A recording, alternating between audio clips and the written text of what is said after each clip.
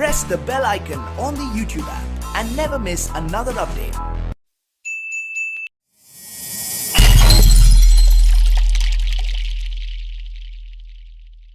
दोस्तों नमस्कार, मैं हूं महेंद्र। आपका हमारे YouTube चैनल एडवोकेट महेंद्र पर बहुत बहुत स्वागत है।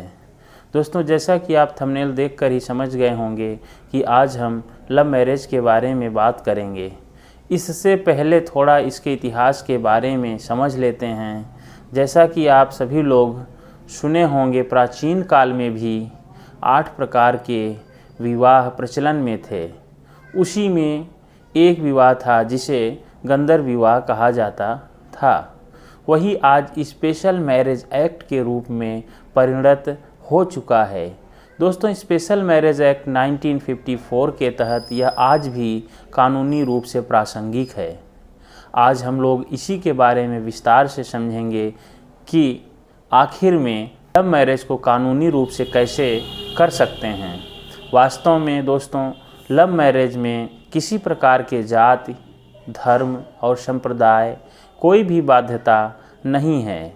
यह स्पेशल मैरिज एक्ट 1954 के तहत गवर्न किया जाता है। यह एक्ट अपनी पसंद से किए हुए विवाह को पूरी तरह से वैधानिक मान्यता प्रदान करता है।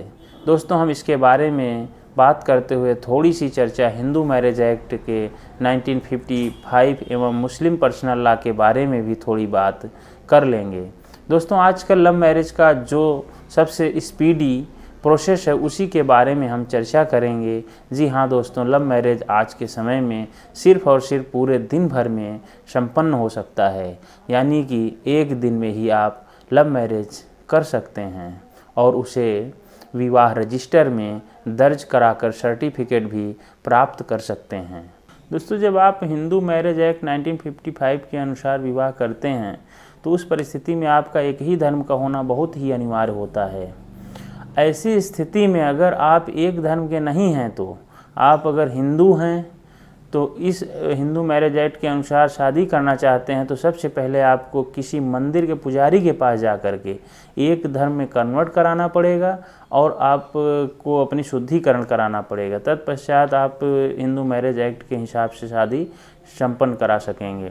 ठीक उसी प्रकार से अगर आप मुस्लिम हैं तो आपको मुस्लिम पर्सनल लॉ के अनुसार शादी करना है तो आपको काजी के पास जाकर के शुद्धिकरण कराना होगा और एक धर्म में कन्वर्ट होने के पश्चात ही आप शादी कर पाएंगे। दोस्तों, जैसा कि आप आम बोलचाल की भाषा में सुनते हैं कि कोर्ट मैरिज कर लेते हैं या कोर्ट मैरिज कर लिया, तो ऐसी स्थिति में दोस्तों हम आपको यह बताते चलें कि कोर्ट मैरिज की किसी प्रकार की कोर्ट की व्यवस्था नहीं की गई है। अपितु इसके साथ ही साथ विवाह अधिकारी या मैरिज रजिस्ट्रार होते हैं जो कि आपकी शादी की सारी शर्तें पूर्ण करने के पश्चात वह आपकी शादी को एक विवाह रजिस्टर पर दर्ज करते हैं और आपको एक सर्टिफिकेट देते हैं और यह शादी पूर्ण रूप से वैधानिक होती है। आम बोलचाल की भाषा में यही शादी कोर्ट मैरिज के नाम से प्रसिद्ध है।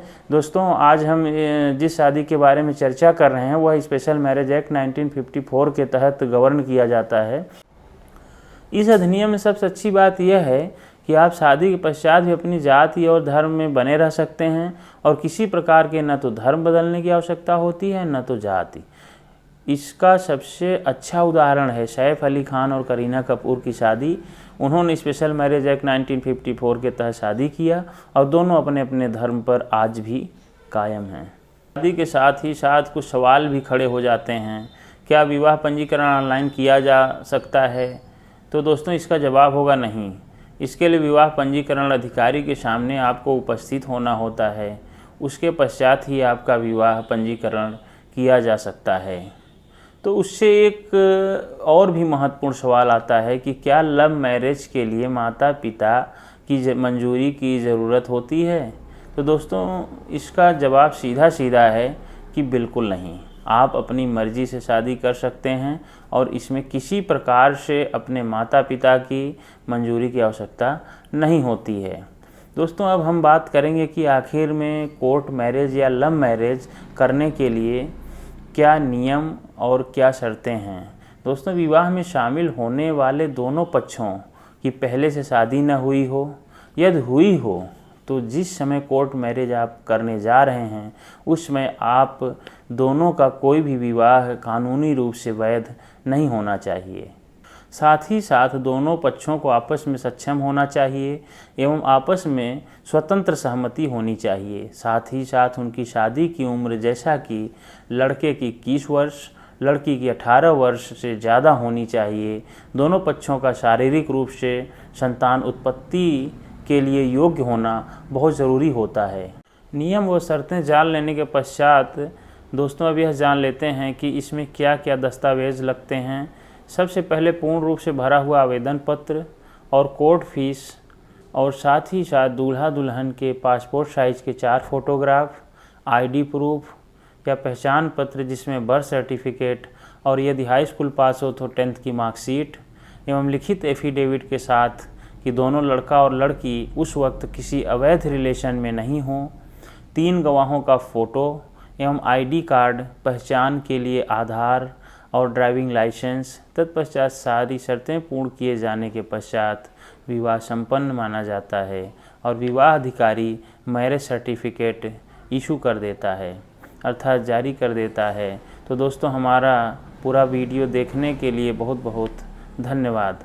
आशा करता हूँ कि आपको यह जानकारी अच्छी लगी होगी।